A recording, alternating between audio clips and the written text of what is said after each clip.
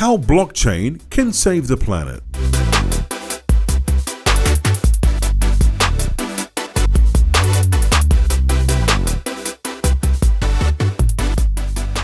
Okay, let's start. My name is Morten Rongaard. I am the CEO and co-founder of Reality Gaming Group, rebranding to Reality Plus. And with me on stage, I have two very interesting guests, and we're going to discuss how blockchain can save the planet. So maybe you can introduce yourself, Stuart. Thank you, Morten. My name is Stuart Lilley. I'm the CVO and founder of ReFeed Farms. We're a circular nutrition company based out of Langley, BC, where we are addressing food insecurity, food security, and working with farmers to regenerate farmland and soil. I'm Greg McMullen. I'm a lawyer in Vancouver with Segev LLP, and I'm kind of going to play a bit of a cranky lawyer role today, kind of reminding how technology won't save the world on its own. It takes some people to help, too. Yeah, we need regulation, and I think a lot of people working in Web3 actually would disagree on that one, but we're actually one of the few, I think so, that partly agrees that there needs to be some kind of regulation around this whole thing. But one of the things I really would like to dive into first, Stuart, your company and our company is going to work together, especially on how we're gonna change the world from our point of view, right? Because us as a Web3 company, we're working with leading brands. We need to make sure that we can actually handle their carbon footprint into the Web3 space. And instead of just going out and buying trees and basically stocks and whatever you can buy, right? We took a different approach and approached you guys. And you have an amazing facility that handles food waste with worms and stuff. I'm really intrigued if you can explain a little bit more. Yeah, absolutely. Thank you. So I come from the waste industry. We've experienced firsthand greenwashing and all the bullshit that actually happens in the industry. We're tired of it, and that was a main driver for us to actually get engaged and start a company that has complete transparency, traceability, and is creating that impact in our communities that we need. The facility in Langley, BC, we focus on feeding people first. So we go into the food industry. We recover food for those that need it. So we'll bring in industrial scale amounts of produce, do a regrade on it, and then what can go back to people goes back to people. Rather than the linear model of whoever controls it, we wanted to make sure that we created a facility that was community-oriented first, had traceability, transparency, and quantification of the work that we were doing. So we bring in millions of kilograms of produce every year. We recover it, get it back to nonprofits so that they can redistribute it to those that need it. The byproduct is then used as a resource in the next part of our system, which is used as a livestock feed. We happen to build the first vertical worm farm in the world that's 3 levels high. It's scaled to 4. And what that's doing is converting those nutrients into nutrient-dense growing mediums and soil amendments to feed soil microbiology. So whatever's left, we supply to local dairy farms to help with their food system, and then we capture their manure as a way of solving their manure management issues as well. Bring that back to our farm, feed it to worms, the worms bioconvert it, and then we work with farms to regenerate their land.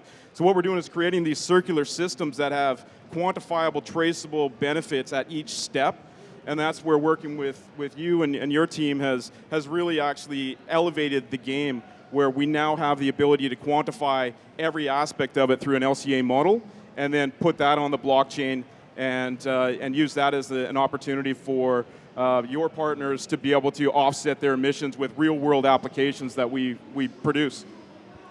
And this is what I love, right? And this is what I love.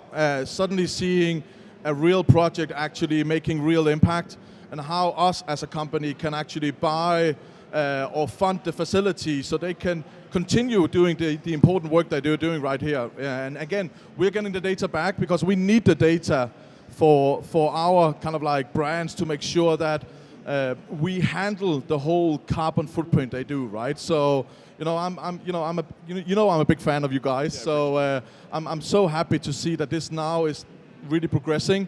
This will be a Genesis project. We're moving forward. We're going to have a third-party audit, and this is where the regulation comes in place, because I would be very interested to understand where do you see, now that you've heard kind of like the setup, where do you see like the challenges within the regulation, you know? So one of the challenges I see with auditing, using blockchain to kind of create an audit trail for sustainability goals or for organic farming, anything like that, is that you still have people in the system. So you still need to have people entering the data, scanning a QR code if it's for a supply chain. So there's a lot of vulnerability in that system. And you need to be surrounded by a structure of employees you can trust, rule of law to prevent any sort of bribery or malicious behavior that way. And you need to build in the technology too. So I think there's kind of limits on price points where it's possible to do that. But it sounds like those pieces are coming together here. Yeah, so with our facility, everything has the ability to be tracked all the way back to the farm level where the food was produced. You know, there's a supply chain traceability that when you connect all those dots, we have that ability to go back. The grocery industry, importers, graders, you know, they know where it's coming from. Where we get involved, we take it from these pre-consumer sources. We weigh everything that comes into our facility, whether it's manure, whether it's food. Before it goes back out, it gets weighed again. And by incorporating other technologies, you're right, we can actually create even more data transparency and traceability. But this is where the model that we're creating here really helps benefit and helps accelerate that innovation. We're not looking at this in a linear way where we sell a product. We're monetizing the impact, which also allows us to reinvest into these other technologies that would help with that traceability, transparency, but also that human error element and trying to eliminate that as much as possible.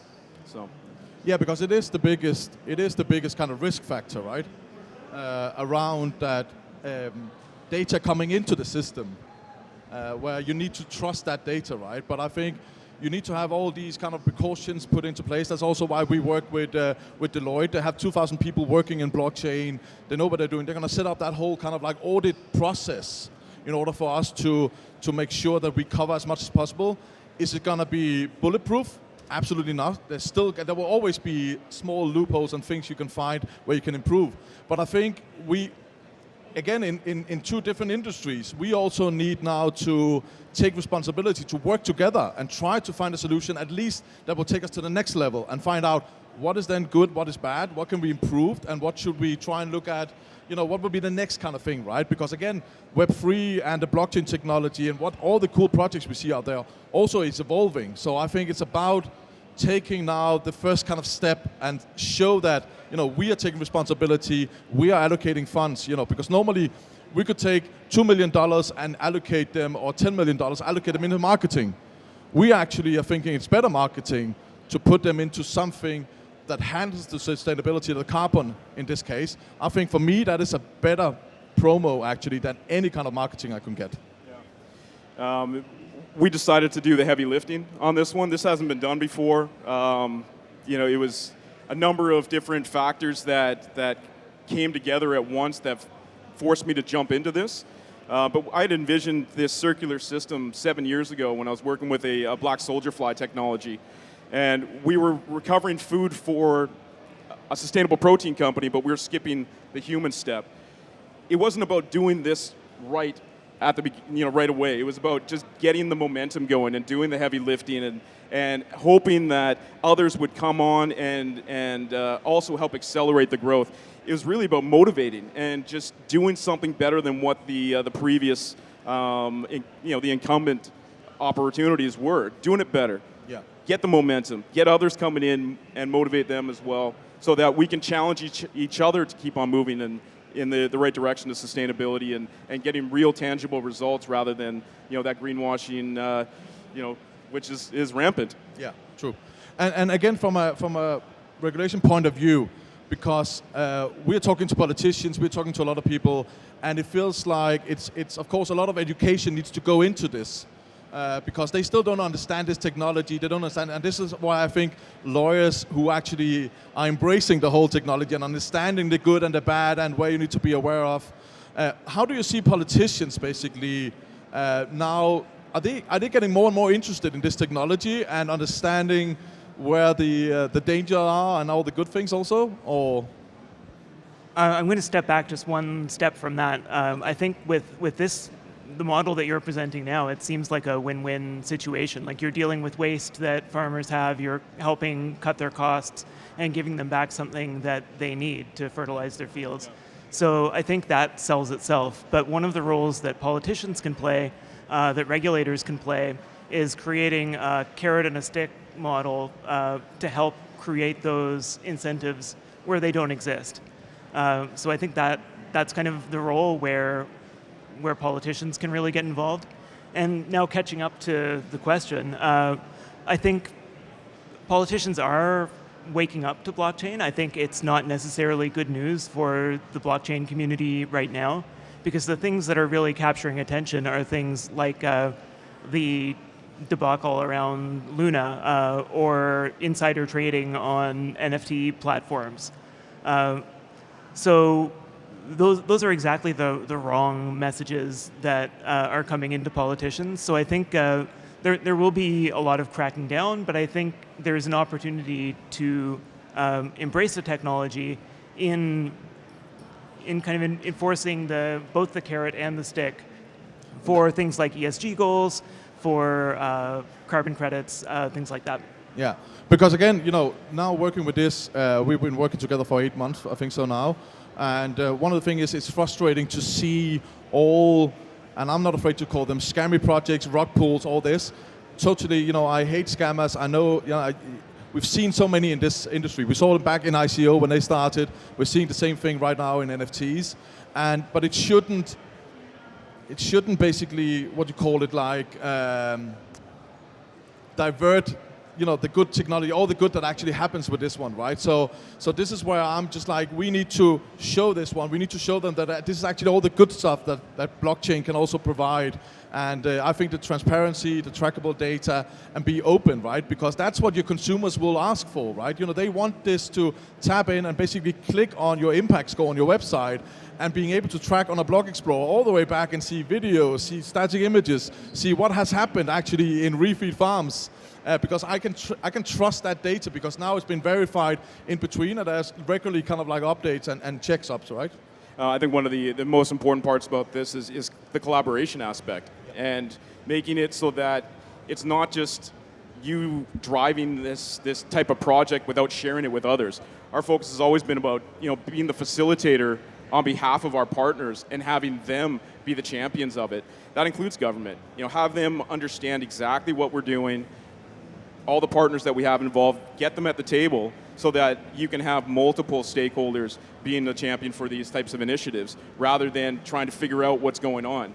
No, let's be completely transparent. Let's blow this up so that there really is no way of there to be fraudulent behavior, and we can do this so that it's actually impacting our communities the way it was intended. Yeah, and I think also that's why also now we're working at Reality Plus directly with you guys, and now we're setting up a platform or already working with a company called Nature Plus, which is basically having a platform that will have this LCA model, so they'll be able to basically handle this also. So any kind of company will be able to interact with the platform, or they will find the different kind of projects around the world that will work with this, right? But one of the things I have found out also is just like, a lot of people are actually afraid to do it because they say, we actually work a lot with ESG, we work a lot with sustainability, but the problem is we're afraid to publish it because we're afraid that the data isn't correct. We're afraid of greenwashing. So they're actually afraid of bragging about it because they don't trust the data that they're giving, even though they get a certificate, all that kind of thing. So what is your kind of like views on what do you think would give them that kind of like trust in a system? Blockchain is just a technology, but I think the technology can give that kind of transparency. But, where do you think we need to go in order for people or companies to trust the data that comes in? Yeah, I think blockchain is really good to be sure that when you see a number in a ledger that it actually is the correct number. But the question is, what is that number measuring? What does it really mean? Does 10 units on one system equate with 10 on another, or is it more like 100 on another? So I think that is a place where governments and regulators could get involved in providing ratings to different systems, to creating standards that must be applied in measuring in what actually can be tracked, because certain offset systems track things that aren't able to be tracked in others, certain track things that shouldn't be tracked. So thinking about the kind of the equivalencies of these systems, and maybe not creating a system where they need to be approved or authorized, because that comes with its own can of worms and gets in the way of people doing creative things, but creating a standard that they can be measured against. Yeah, standards are really key in all this, but not just looking at it from a carbon perspective. There's a social aspect to this that we're factoring in that not a lot of companies are also taking into account.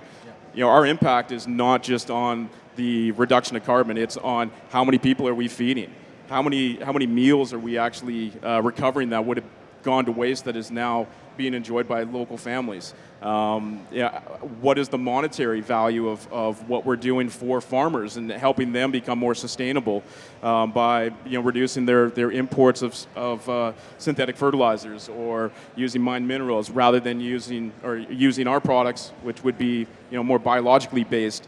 There's different ways of quantifying this other than carbon, and as far as I know, there aren't standards that are set for that, but yet there are quantifiable ways of actually tracking that are existing.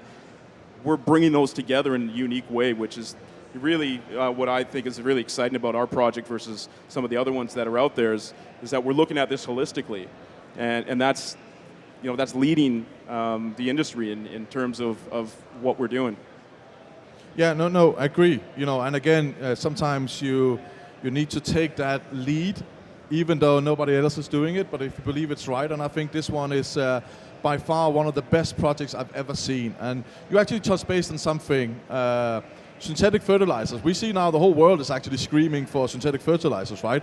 So as I understand it, with your worm beds, actually the worm casting can now be replacing the synthetic fertilizers instead.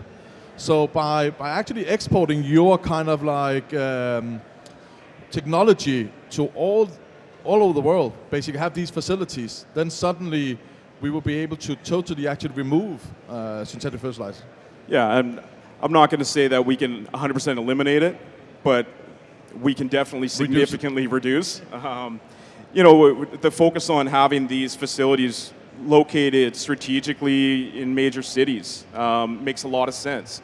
You are able to utilize the agri-food byproducts as the resource to be able to convert into growing mediums. The worms, they're our workers. They're bioconverting these materials into soil microbiology, which is really what we're looking to produce. Humus is another product that comes out of the worm, which is really bioavailable nutrients that would not otherwise occur if it wasn't for the worms. There's multiple approaches though. So we've got the worms, we've got biocomplete compost, which is again, it's a composting process, but not your traditional industrial scale soil producing. It's really focused on creating soil microbiology. By combining these different techniques and processes, you're now able to provide farmers exactly what they need, customize them for fungal, bacterial dominant, balance. You're really able to look at the entire industry holistically and address it through our certain. So you're actually products. Improving the soil, actually. We're feeding the soil. This is about feeding soil. This isn't about feeding plants. This is about feeding soil, and then the soil, with the world that's created under there, it'll feed the plants, right? Fantastic. No, I know I'm a big fan of worms, right? That's why I keep asking about the worms. But I could imagine, so they actually, because the food waste that can't be used or for humans, right? It still has nutrition in it. So I'm curious about to know how high quality actually in the worm casting, or actually how much do they actually produce back? Sure. Yeah. So our facility is built into a 3,000 square foot building. It's vertical. So we've maximized the space in there. We've automated it, make it as efficient as possible. We've got 6,000 pounds of worms in there. They'll produce about a ton per day, metric ton per day of castings. So they're consuming 2 tons a day of food, manure, and bioconverting into one ton of castings. So it's all about scale. This facility, it'll service the region that we're in. We've modeled out 50,000 square foot facilities, which is extremely big, but it's manageable, and it all comes down to feedstock acquisition, being able to actually supply traceable, pre-consumer, healthy feedstock that gets converted into the soil amendments, right? But you need to be able to access it. True. But and how now setting up, and you're not, what I would say like first movers in this space, right? How has Vancouver in general, the council, everything, how's they like, have they tried to help you actually achieve your goal, or how are you working, collaborating within Vancouver? So we've had the opportunity to have the BC Ministry of Innovation and Jobs, Ravi Kahlon. Their ministry helped us scale up our worm farm.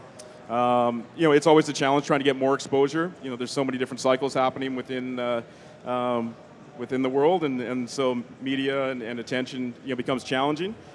We've got some great events coming up here in the near future where we've got Ministry of Agriculture, we've got local MLAs getting behind what we're doing. We're getting attention from Metro Vancouver's Zero Waste Committee. So it just takes time, and we feel like the momentum though that we're getting right now is really, it's getting behind us, which is exciting. Because this is something that needs to be accelerated. It's a modular system that addresses so many of the problems that regions face, and we feel that this is scalable around the world. So, yeah, and I know I was provocative to say that blockchain can save the world or the planet, but again, what do you think? Do you think blockchain is part of the solution actually for this one? I think the situation with the planet is dire enough, or at least for our place on the planet is dire enough that we need all of the fixes that we can get. I think blockchain is a useful piece of that toolkit. I think you talked about automating other systems in your facility. I think we need all of that as well. Probably some genetic engineering to improve the yield of the worms. We need basically to be firing on all cylinders to mitigate the harm that we're going to suffer over the next century as much as possible. Yeah, I think the key is taking as many shots as possible right now. We can't throw all our eggs into one basket. There needs to be funding that comes in that accelerates multiple different options and opportunities here, because they're not all going to work. What we've set up is a system that it supports itself, which that circularity, it reduces a lot of the risk. However, there's a lot of other ag tech companies and technologies in clean tech that they need support behind them. If we're going to meet the challenges that we're facing on this planet, then we've got to go. It's go time now. Yeah, and again, I think this is again going back to my kind of like first one. We only have one Mother Earth, and I think anybody working in this Web3 space is now looking for any kind of like possibility how I can interact or work with sustainability, and how can I integrate it into my platform. Whether it's in your smart contract that you're going to allocate 1% of your recurring sales into a DAO, and that's going to be sent off to fund these green projects. That's up to you guys. But as in Web 2, where a social media strategy was super important, Web 3 right now, you need to have a Web 3 strategy because the digital consumer economy is moving. Your consumers is also very much aware about what you're doing as a company, and you need to act now because Gen Z, millennials, they demand this, and that will be my best advice to you guys actually. Really look into how you could tap into support a real project that does a change like ReFeed is doing. So 1 minute left, and maybe just a final remark from both of you. Just like, again, anything to say, anything to comment, Well, I just having this opportunity to be here and speak in front of everyone here and understand that this virtual world has so many opportunities to support real world applications. I'm honored to be actually be having this conversation and being able to bridge those two worlds together. But truly, there's that very real ability for the virtual world to support and accelerate the change we need. It's unconventional, it's thinking outside of the box, it's exactly what we need, it's exactly what we've tried to create at ReFeed. There's many more projects that will be funded by this. And it's really just our innovation and our imagination that is holding us back in terms of being able to scale this quicker. So, thank you. Yeah, sorry, we are out of time, but we'll be sticking around if anyone wants to talk to us, what we're doing. So thank you very much, and thank you guys for joining this one. Thank you. Thank you.